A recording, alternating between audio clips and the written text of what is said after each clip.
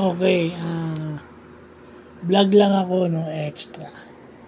So, maraming kasi eto yun no, napapansin ko lang, madaling magsabi sa atin yan, no, sa PWD officer. Officer tayo dapat kung ano yung pwede nating matrabaho para tulungan yung ating mga member. Tulungan natin kung talaga tayo advocate ng PWD. Lalo na't may sakit yung ating member at nahihirapang lumakad, dyan tayo papasok dahil tayo ang tumatayong representative o liaison officer ng ating mga member kung tayo ay nasa higher position. Halimbawa, President, Vice President ka, ikaw ang liaison officer ng iyong mga member. Ako, awa ng Diyos at salamat sa Diyos, tayo ay napagkatiwalaan ng ating presidente, dalawang presidente, sila Kuya Efren Sakitan at sila Pres Simon Olivar na ipagkatiwala yung pagtulong sa ating mga members outside barangay at kung ano pa yung iba nating matatrabaho. Kasi hindi tayo pwede masabi maglakad ng papel. Paano kung hirap yung member mo at wala siyang makakasama dahil nagtatrabaho yung mga posible niya makakasama?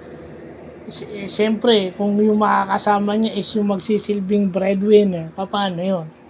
So, doon tayo papasok.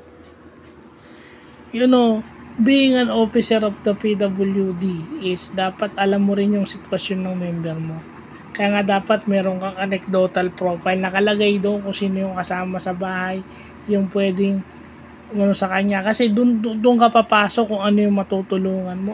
Of course, you can pwede mo rin sila sanayin mag-isa, maging independent, pero tiyagaan lang yan kasi matagal nilang matututunan yung mga bagay-bagay na yan. At minsan, pag pinabayaan mo silang mag-isa, minsan meron silang malaki o maliit na pagkakamali na paulit-ulit nilang gagawin kapag hindi ka nila kasama. Kagaya yan, di ba? Pag kagaya nung ibang tinutulungan namin dito, pag hindi kasama si G, mali na hindi na alam ang gagawin o mali na yung gagawin. So kasi lagi sila nakadepend doon sa may kasama. Pero yun yung trade-off ng pagtulong sa kanila. Pinasok namin to. So dapat pagtiyagaan namin yan. Maghanap kami ng way paano sila matututo. At kung paano sila matututo independently at kung paano namin sila matutulungan. Kasi yun ang trabaho ng officer yung PWD officer as a liaison officer, direct representative in case may sakit sila or sila hindi makapunta dahil for whatever reason, no? Kasi minsan financially hindi sila makapunta dahil sila walang pera, di ba? Hindi lang may sakit, minsan talagang walang pera at talagang mahihirapan sila. So, ang gagawin mo?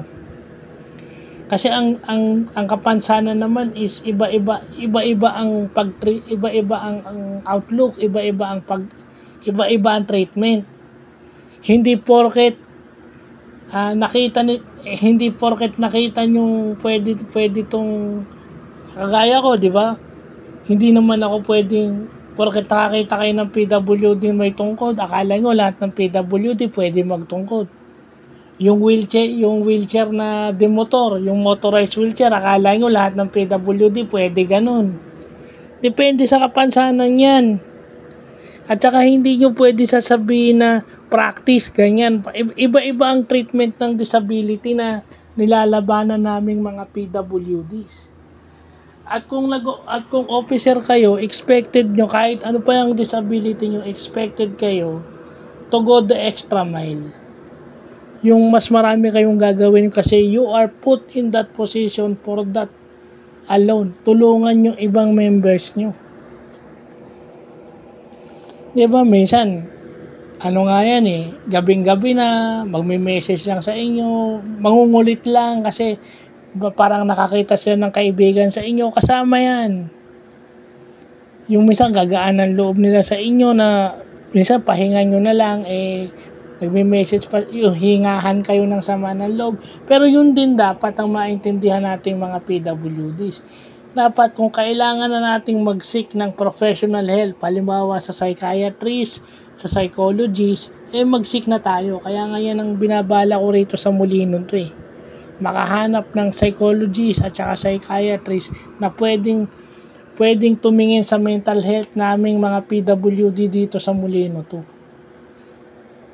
Kasi hindi biro yung mental health ng PWDs. May mga member ako rito, I think na kailangan ng professional intervention ng mga taong yun. Kahit nga ako kailangan ko rin yun Aaminin ko na. So as PWD officer, ano yung gagawin mo? Hindi yung nakaupo ka lang sa bahay, mag-uutos ka ng ganito.